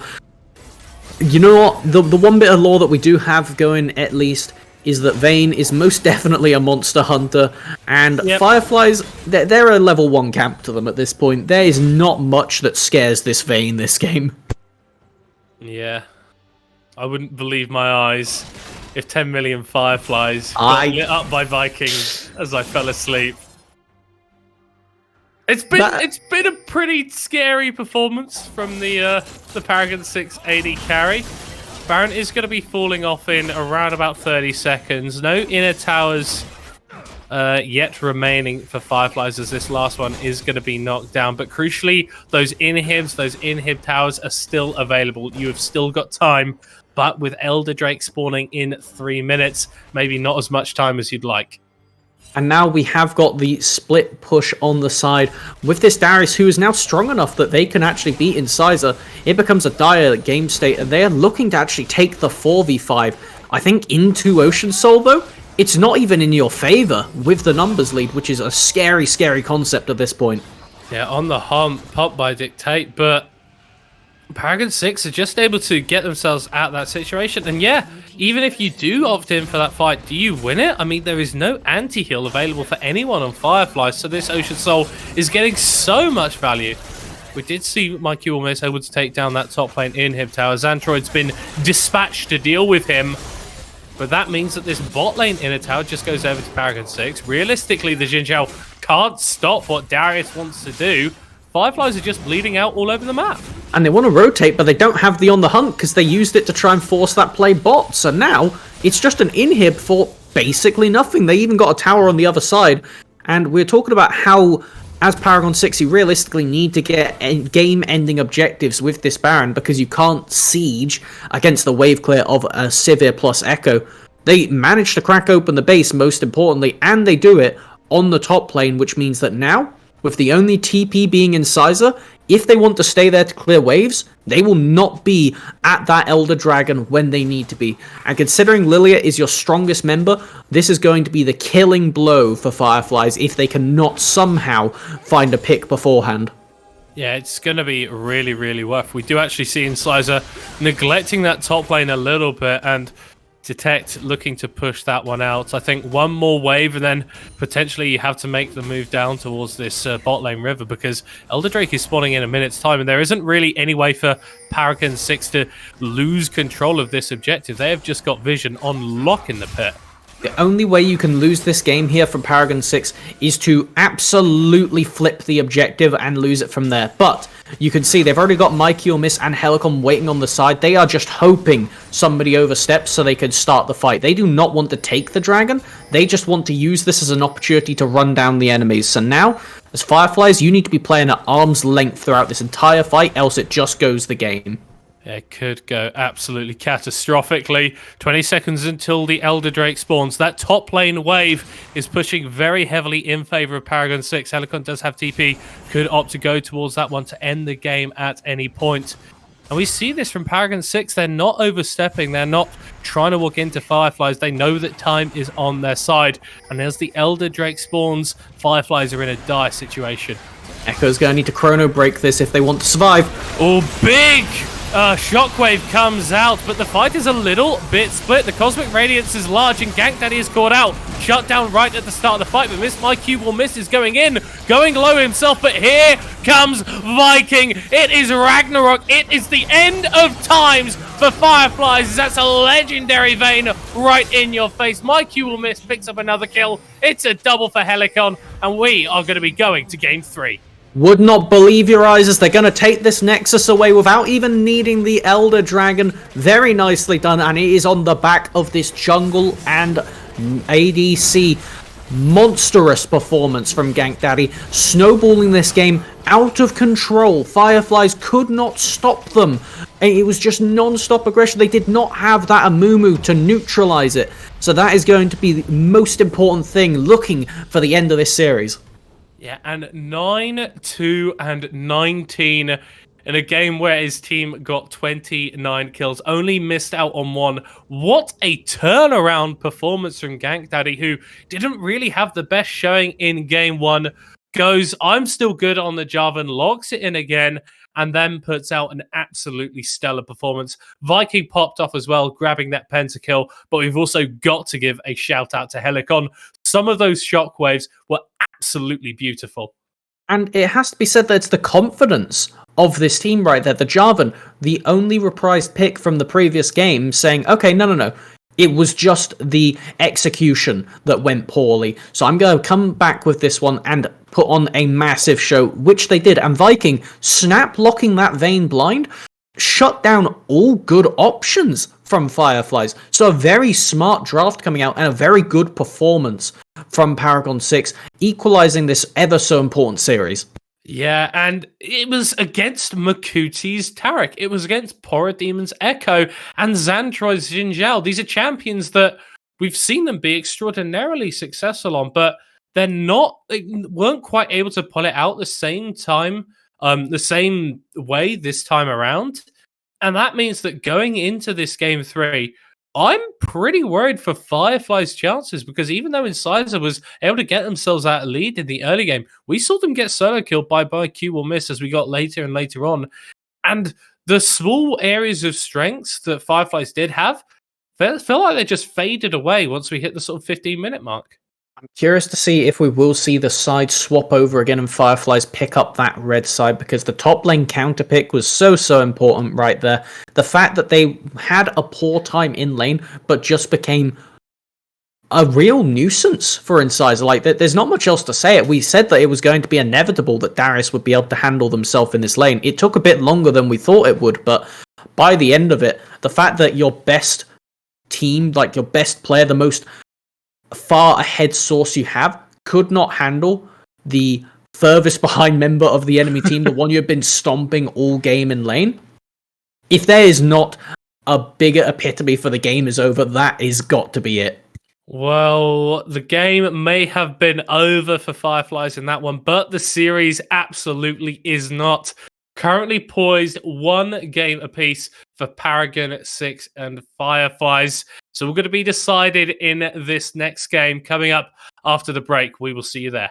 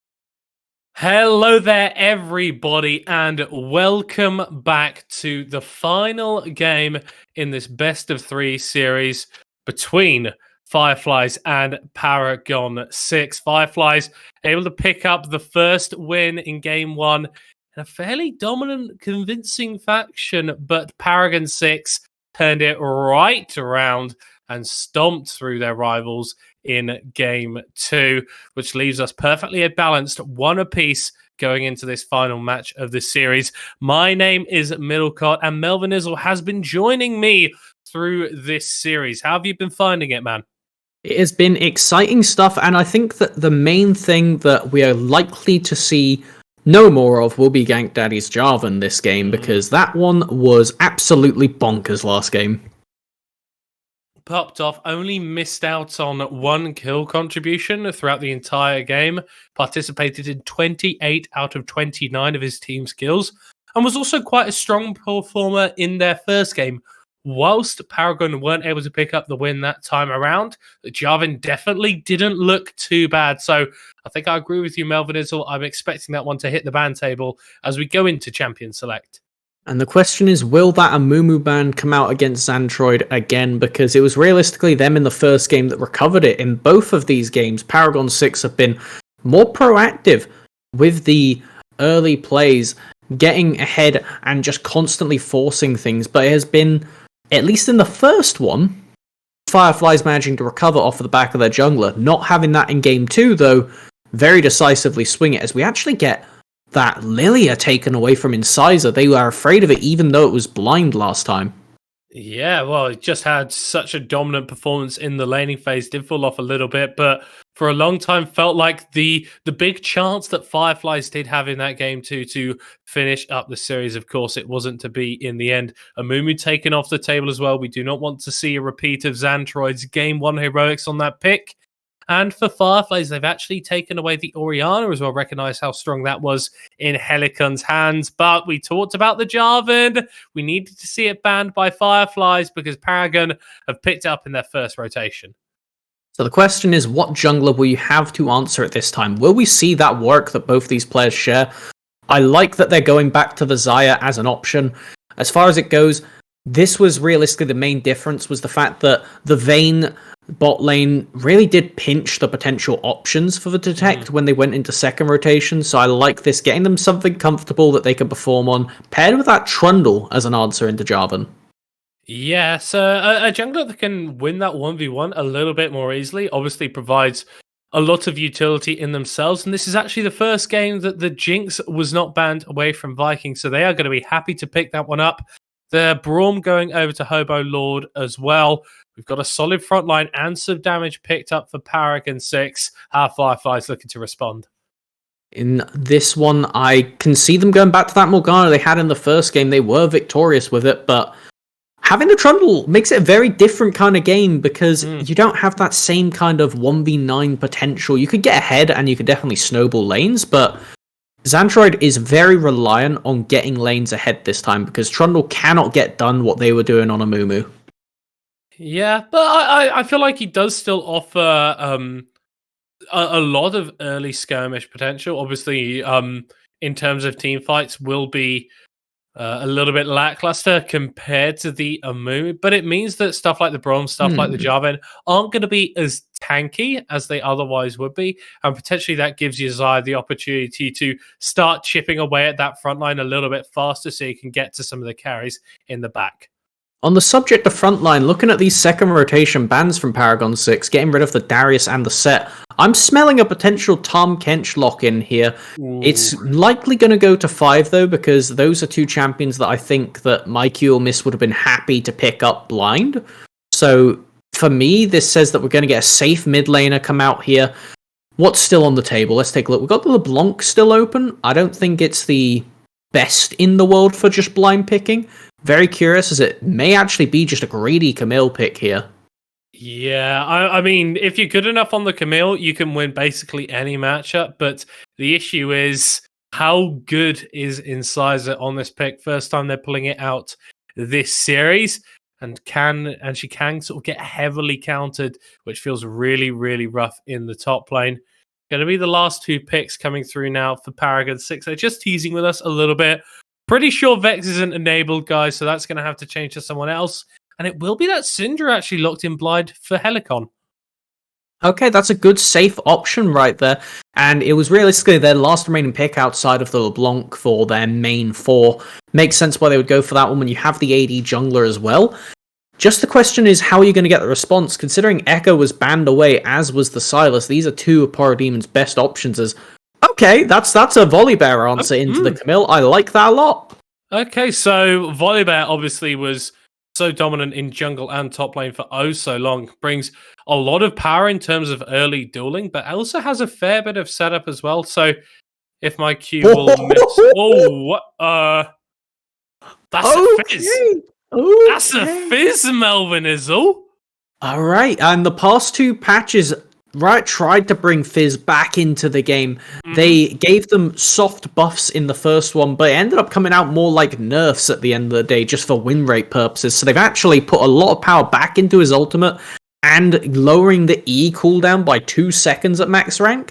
The fact that they can Playful Trickster more often is the reason that this is a winning matchup for Fizz against Syndra. The fact that you could just say, actually, Unleashed Power doesn't hit me, no ultimate for you, I just win this trade no matter what happens, is really unfun to play against. And I feel like it's such a good ability against so much of what Paragon 6 wants to do, because they've got a lot of engage, yes, but it's pretty telegraphed. Volibear jumping over a wall, Jarvan jumping directly on top of you, the scat of the week that can come out as well from Syndra. You just play for Trickster, those abilities, and the engage is pretty much completely dissuaded.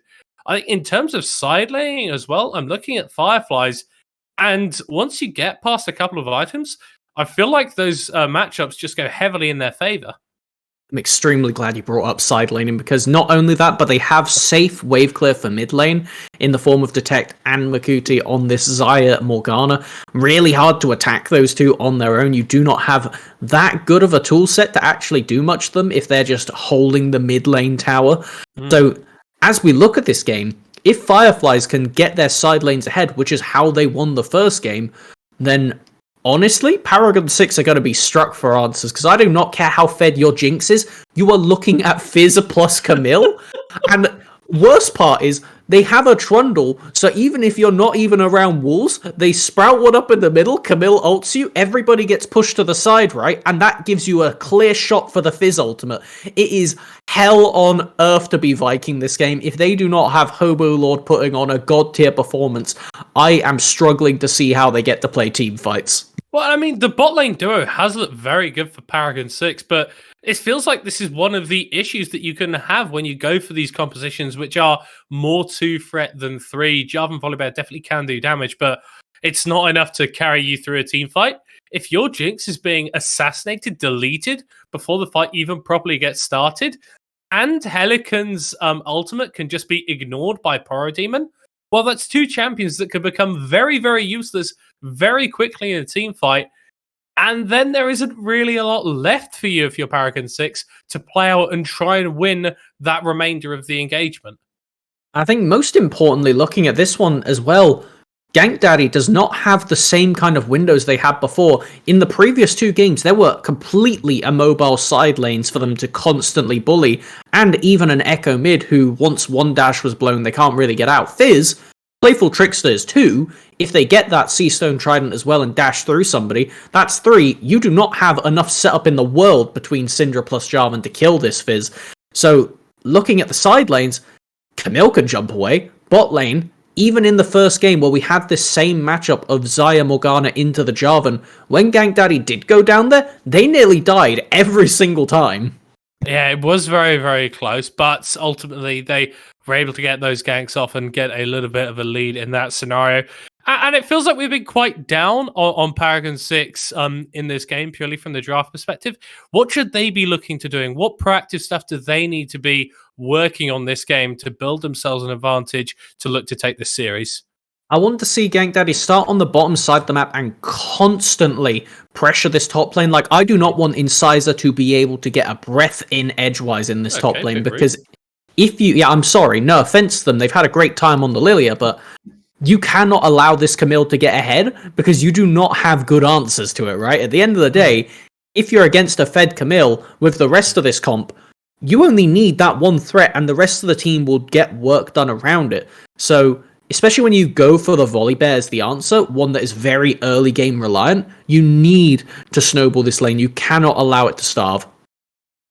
Yes, we are going to be getting into the game very soon. I'm just pause on 10 seconds. We'll check on my co-caster. I am indeed. And how we do in production?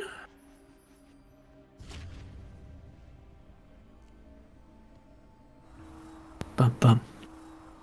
Bum bum. Okay, yeah, we are all at 10.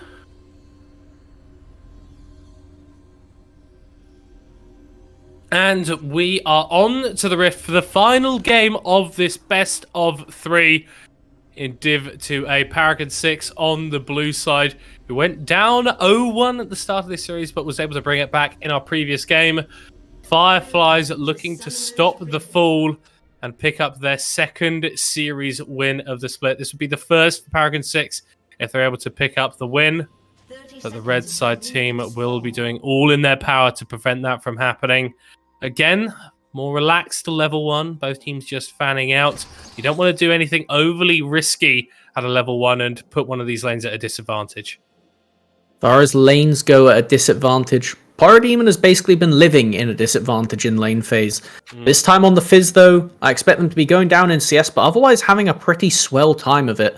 Being able to just constantly go in for minor trades, and once again, taking the Ignite to look for kill pressure. This time, they're the only solo laner that's gone for it. Respectful TPs of the top lane saying, okay, actually, if either of us do get behind, game's over for us. Like, there's no coming back into it. And I think the Fizz makes a little bit more sense because Parademon was that one member of FireFlies that was really being focused out by Paragon 6 in the previous game. I think Gank Daddy made about 3 ganks in that mid lane, converting them into kills for Helicon in a 10-minute period or something. And with that playful Trickster, you are going to have a little bit more of that safety in terms of responding to ganks. But like you already said, there's a decent chance you're falling behind in the early game. We do have a pause, unfortunately. Hopefully this gets resolved as soon as possible. But Melvin Izzle, it's the first time we're seeing this Jinx for Viking.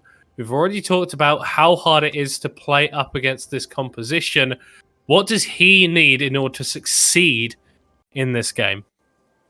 They need to have the biggest bear hug they can get from Hobo Lord on this Brom, because if they are ever apart for more than a few seconds in a team fight, Viking cannot survive, which means that you need to be going for Rocket, constantly chipping down people, potentially even going for the rapid fire second as opposed to the normal looking Runan's Hurricane, because you need to weave on the edge of these fights. Taking a look at this one, as far as it goes, if they get shut down early, it's bad. It's really, really bad for the comp. I don't think that'll be the case for Viking, but it's mainly around these team fights that we're really going to get to see if they can get the work done. I mean, because if you do get ahead with a couple of these early fights, the thing about having bruisers as your sort of like top and jungle is that they're very, very good on one item. And if you can find yourself in an advantage at that point, maybe it isn't necessarily where the Jinx spikes traditionally, you can still get some resets, get that bonus attack speed, and take over those fights, even though you shouldn't necessarily be doing that. It is a fallback plan. Every player that has ever touched this game is going to have seen a Jinx pop off in the late game at least once. It's just one of those inevitabilities that if you get a super long game, Jinx gets better and better with every single item, and it never slows down. Saying that, neither does Incisors Camille. As this game goes long, they will also be absolutely disgusting, and I would say easily be the strongest champion on the Rift. Oh, absolutely. Parademon getting bullied out here in the mid lane like we anticipated. Maybe not as much as we anticipated, as Mikey will miss. Grabs that level 2 mark, goes in for a trade against Incisor, who gets that adaptive defensive, so is able to sustain a little bit further. But you've always got to be careful against these short trades with the Volibear, because he does so much damage and there's so much healing as well. The fact they managed to get the stun off there and Incisor did not get the return stun is the reason that went so up. Oh, Helicon getting caught out here in the mid lane, forced to flash away as Xantroid follows under the tower. Parademon will pick up the kill, but will trade it with his life, 1-for-1 in the mid. I think you're still going to be happy with that, getting the money onto the Fizz with the first blood. But the real question is what happens with the minion wave now, because Helicon could look to TP back in, and you can see they're sat on Fountain. They were waiting for an item. It looks like they're actually just going to walk. I think that's probably the best option, because if you get repeat ganked and you've already burnt TP, it's doomed. Yeah, that feels really, really bad. And Parademon will know, of course, what that felt like, because it happened to him a fair few times last game. It's nice to see some early plays coming out from the red side team, of course, as Incisor is forced to flash back onto his tower. We're starting to see why the volley bear was so highly prioritized, as MyQ will miss, grabs the solo kill. Very nicely done. This volley bear into Camille matchup was something that when Bwipo was top lane, remember the old days, they constantly loved this matchup when it was good, because you just constantly put down the aggression early game. You are such a lane bully, it is impossible for the Camille to deal with you, even when the numbers just don't look like it should be the case. Going for this Doran's ring early as well, it was even more important that they managed to get ahead, and the fact they have done it independently without jungle intervention means that they've at least secured themselves the early lead they need. Oh, Parademon going aggressively onto Helicon. Does have that Playful Trickster available and dodges away from one knockup, but doesn't dodge the other.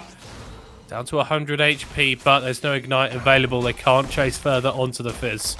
2 Corrupting Potions still in inventory. They'll be able to sustain back up and survive to farm another day. Imagine to keep even CS is very important for this Fizz. Oh, Incisor actually dived back onto MyQ will miss there. Xantroid has to pull his top laner out of a little bit of a hole here, as the Sheen has come through from the volley bear. Did burn the TP to get back up into the top lane, so if anything happens on the bottom side of the map, neither top laner will be able to join the play. And the story of all 3 games, regardless of matchup, Viking and Hobo Lord managing to get bot prio and just get at the better end of these early trades, managing to somehow, with the fact that they're melee plus ranged, outpoke and outduel the double range champions. Just really good synergy between these two, constantly managing to scrap in these early levels, has done so much for just allowing Gank Daddy to have pressure on the rest of the map. Well, and Vikings Jinx was banned twice in this series, and there is a reason for that. Player is very, very good on the pick, and that means that even in scenarios where you wouldn't necessarily be favored, you can turn it around to go your way. You see some quite aggressive trading onto Hobo Lord there, but looks like both P6 bot laners just going to take a reset here, go back to base, try and fill up their inventories, but Makuti is having none of that, lays down the Tormented Soil and forces them to stay around a little bit longer. It is important to stagger these bases, because otherwise if you have the blue team bot lane getting prio again, you could see Gank Daddy's on this side of the map. They want to be fishing for a dragon and potentially a gank if we do get the red bot lane overstaying here, which they seem to be doing. It looks likely. The trap's going out, but not quite connecting as Detect flashes forward on through from Hobolord Gaming. So many Summoner spells burnt to finally take down the Xayah. Bakuti does get one in trade, but they're going to be dropping themselves. It is another double kill in the early game for Viking, as Helicon dodges away from the gank in the mid lane. 2 kills onto the Jinx is very, very scary. The worst part being that Makuti got the kill as opposed to Detect. So taking a look at this one, the gold swing on the ADs is going to be massive. Worst part is for FireFlies, they didn't even manage to get the return kill on mid with the Fizz Trundle gank. So, real question is, what can they actually do to keep the game in their favor? And it looks to be trying to protect this Fizz. They know if Parademon is ahead, doesn't matter how many kills your Jinx has, Fed ADC does more damage, it does not get tankier. Oh, and Incisor might be doing more damage than MyQ will miss, as they've dodged away from the Sky Splitter there. Xantroid is in the area. There comes the Stormbringer, as MyQ will miss is being chased down by the Trundle. That's a lot of healing actually there from that bite as the Sky Splitter comes down, but the shield doesn't connect. It's more damage dropped onto the Volibear as Incisor picks up the kill. There's a lot of time committed though from FireFlies, and that means that on the other side of the map, Paragon 6 are looking to pick up this Drake. Mountain Dragon will be massive for either of these teams. Just the base stats that provide in these early game skirmishes can make the difference. We have seen it multiple times this series. Very close to single digit HP bars and people walking away and just dying to Ignite. If you manage to take a bit less on the initial trades, then suddenly some of these plays go very differently. And when you're playing with such narrow windows, that is going to be significant. We do have a lot of pressure onto the bot lane though right now. We have the Jarvan invading, currently taking that blue buff, and potentially even threatening a dive onto bot after.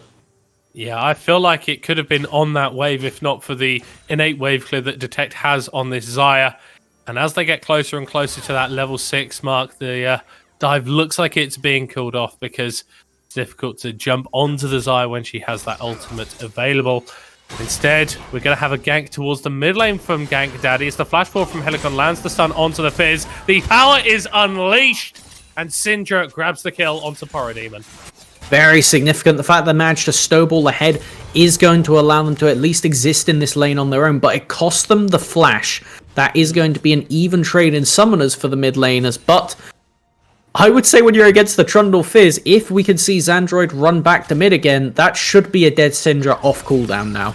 Yeah, but I tell you what though, just zooming out, Paragon 6, they've got 2 of their carries with 2 kills. This is exactly what you needed to be doing, getting kills, getting gold where it could really be used effectively as we get further into this game. It's not a massive lead for them yet, just a few hundred gold, and Xandroid might be looking to cut that a little bit in half as he's setting up in the bot lane.